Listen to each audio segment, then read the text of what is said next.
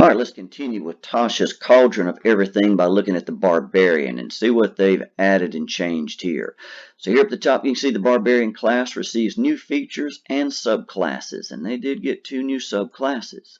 So looking up here at the optional class features, you gain class features in the player's handbook when you reach certain levels in your class. This section offers additional features that you can gain as a Barbarian. Unlike the features in the player's handbook, you don't gain the features here automatically. Consulting with your DM, you decide whether to gain a feature in this section if you meet the level requirement noted in the feature's description. These features can be selected separately from one another. You can use one, both, or none. So it looks like it's going to be a little bit more versatile here. So starting here with primal knowledge at level 3. When you reach 3rd level and again at 10th, you gain proficiency in one skill of your choice from the list of skills available to barbarians at 1st level. So that doesn't seem unreasonable at all right there. Then I've got instinctive pounce at 7th level barbarian. As part of the bonus action, always good when you see bonus action, you take to enter your rage, you can move up to half your speed. So get a little speed boost right there. It's always nice. 3rd level up here, Barbarian gains the Primal Path feature, which offers you the choice of a subclass. The following options are available to you when making that choice: Path of the Beast or Path of Wild Magic. So here under the Path of the Beast, we see barbarians who walk the path of the beast draw their rage from a bestial spark burning within their souls. That beast burns forth in the throes of rage, physically transforming the barbarian. So look, that's actual physical transformation and change.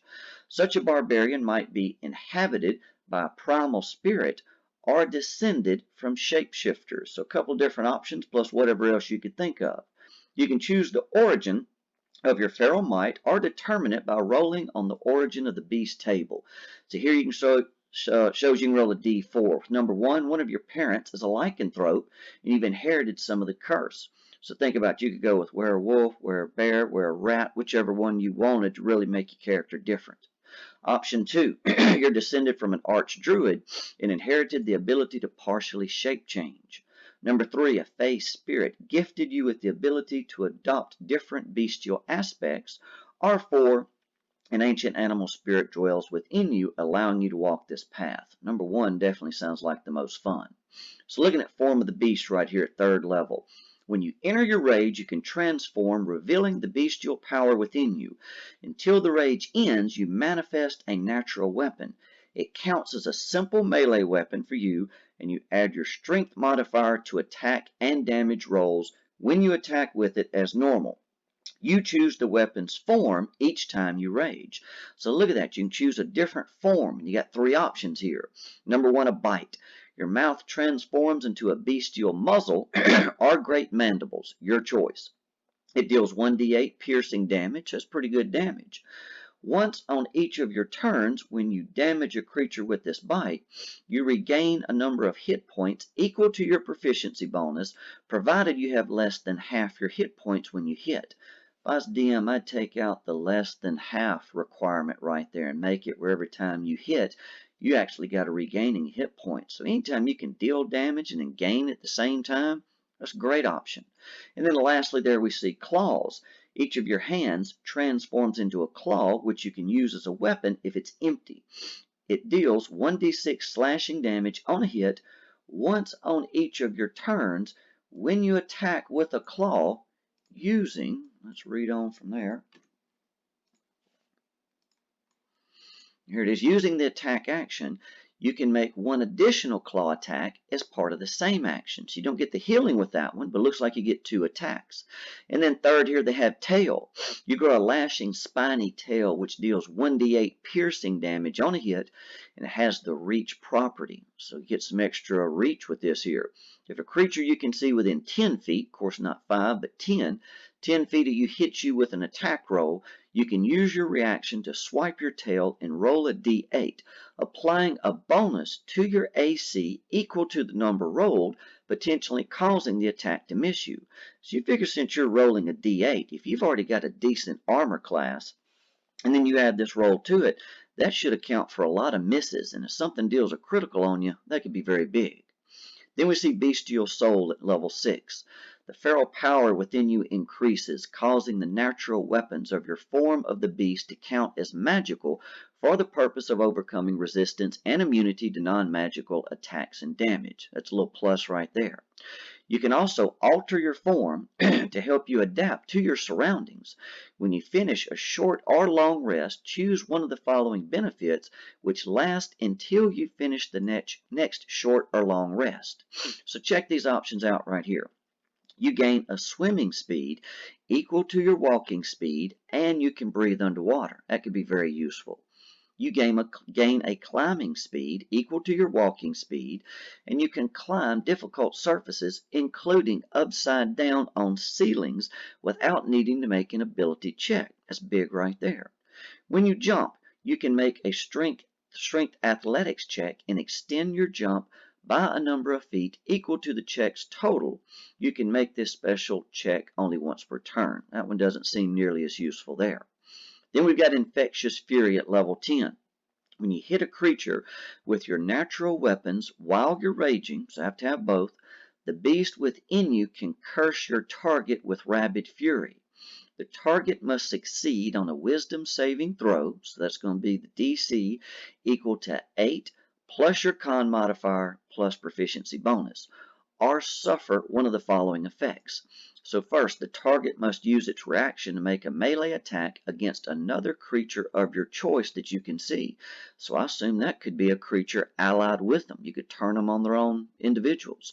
The target takes 2d12 psychic damage. So you get one of those following effects, whichever one you like. You can use this feature a number of times equal to your proficiency bonus, and you regain all expended uses when you finish a long rest. Then at level 14, we have Call the Hunt. The beast within you grows so powerful that you can spread its ferocity to others and gain resilience from them joining your hunt. When you enter your rage, you can choose a number of other willing creatures, so those in your party I'm assuming, that you can see within 30 feet of you equal to your con modifier. So say you got a con modifier of +3, it could be 3 different individuals. You gain 5 temporary hit points for each creature, that's great, that will accept the feature. Until the rage ends, the chosen creatures can each use the following benefit once on each of their turns when the creature hits a target with an attack roll and deals damage. The creature can roll a d6 and gain a bonus to the damage equal to the number rolled. So they're going to gain damage, whatever it is they're dishing out, and you're going to get 5 temporary hit points for each one of those creatures. That's a good little plus right there. You can use this feature a number of times equal to your proficiency bonus, and you regain all expended uses after a long rest. So there's the first pathway, the path of the beast, and then they have Path of Wild Magic. So right under this, many places in the multiverse abound with beauty, intense emotion, and rampant magic. The Feywild, the upper planes, and other realms of supernatural power radiate with such forces and can profoundly influence people. As folk of deep feelings, barbarians are especially susceptible to these wild influences, with some barbarians being transformed by the magic. These magic-suffused barbarians walk the path of wild magic. Elf, tiefling, Aasimar, and Ganassi barbarians often seek this path, eager to manifest the otherworldly magic of their ancestors. So at level 3, you'll pick up Magic Awareness. As an action, you can open your awareness to the presence of concentrated magic. Until the end of your next turn, you know the location of any spell or magic item within 60 feet of you that isn't behind total cover. So let you locate magic items or spells. When you sense a spell, you learn which school of magic it belongs to. So maybe you figure out somebody's trying to charm you or something like that. When you use this feature, you can use this feature a number of times equal to your proficiency bonus, and you regain all uses after a long rest. Also at level 3, Wild Surge. The magical energy, I suppose that's supposed to mean boiling, they got it misspelled right there, either boiling or rolling inside you, sometimes erupts from you. When you enter your rage, roll on the wild magic table to determine the magical effect produced. So you get a roll for this one right here. If the effect requires a saving throw, the DC will equal 8 plus your proficiency bonus plus your con modifier. So let's see what all is on this table right here. So up at the top, number 1, magical effects. Shadowy tendrils lash around you. Each creature of your choice that you can see within 30 feet must succeed on a con saving throw or take 1d12 necrotic damage. You also gain 1d12 temporary hit points. So look at that. Every creature within 30 feet take 1d12 necrotic, and you pick up 1d12 at the same time. That's a big plus there. Option 2. You teleport up to 30 feet to an unoccupied space you can see. Until your rage ends, you can use this effect again on each of your turns as a bonus action. So notice you can use that right there on each of your turns as a bonus action. Teleporting's always great. Number 3, an intangible spirit, which looks like a flump or a pixie, whichever you choose, appears within 5 feet of one creature of your choice that you can see within 30 feet of you. At the end of your current turn, the spirit explodes, and each creature within 5 feet of it must succeed on a dex saving throw or take 1d6 force damage. So not nearly as good damage there, but it gives an area effect.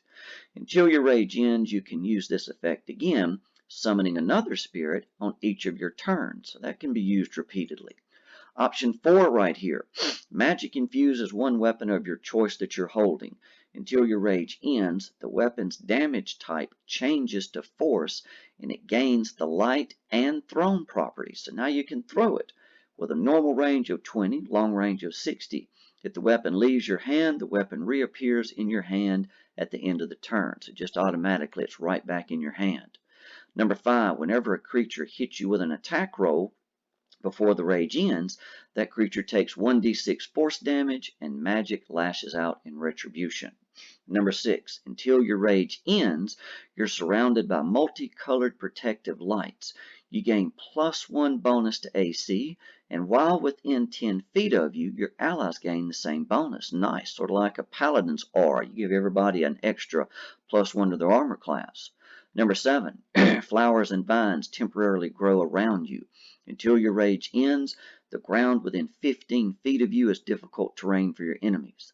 Number 8, a bolt of light shoots from your chest. Another creature of your choice that you can see within 30 feet must succeed on a con saving throw or take 1d6 radiant damage and be blinded. So the blinded's the best part of that until the start of your next turn. Until your rage ends, you can use this effect again on each of your turns as a bonus action. So again, like we've seen other things in this book right here, there's a lot of rolling. Whenever you get some type of special effect, it's almost always random right here in a lot of these cases. As DM, I would seriously consider letting the Barbarian pick which one of these options they wanted. Don't let it be so random. Give them something a little extra right there. Then at level 6, we see bolstering magic. You can harness your wild magic to bolster yourself or a companion. As an action, you can touch one creature, which can be yourself, and confer one of the following benefits of your choice to that creature. So first, for 10 minutes, the creature can roll a d3 whenever making an attack roll or ability check and add the number rolled to the d20. That's outstanding for 10 minutes. Get an extra 1 to 3 to your attack and or ability checks. That's great. Another option, roll a d3. The creature regains 1 expended spell slot. So how much are the casters in the group going to love this? You roll a d3 and they're going to gain back a spell slot, the level of which equals the number rolled. So it could be a spell of 1st, 2nd, or 3rd level, or lower the creature's choice. Once a creature receives this benefit, that creature can't receive it again until after a long rest. So the casters are going to love this. You can take this action a number of times equal to your proficiency bonus, and you regain all of them after a long rest. That's one of the best ones there. And then at level 10, unstable backlash. So when you are in peril during your rage, the magic within you can lash out. Immediately after you take damage or fail a saving throw while raging, you can use your reaction. Again, it's always good to use your reaction to roll on the wild magic table and immediately produce the effect rolled. This effect replaces your current wild magic effect. And then at level 14, controlled surge. Whenever you roll on the Wild Magic table, you can roll the die twice and choose which of the two effects to unleash. I think instead right here, since this is level 14, I'd let them roll twice and get 2 effects instead of just 1. Again, I think they're a little bit limiting right here, especially at level 14. If you roll the same number on both dice, you can ignore the number and choose any effect.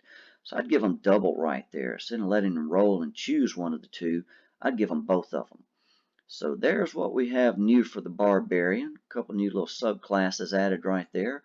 Hope you enjoyed this video. Until next time, good luck and good gaming.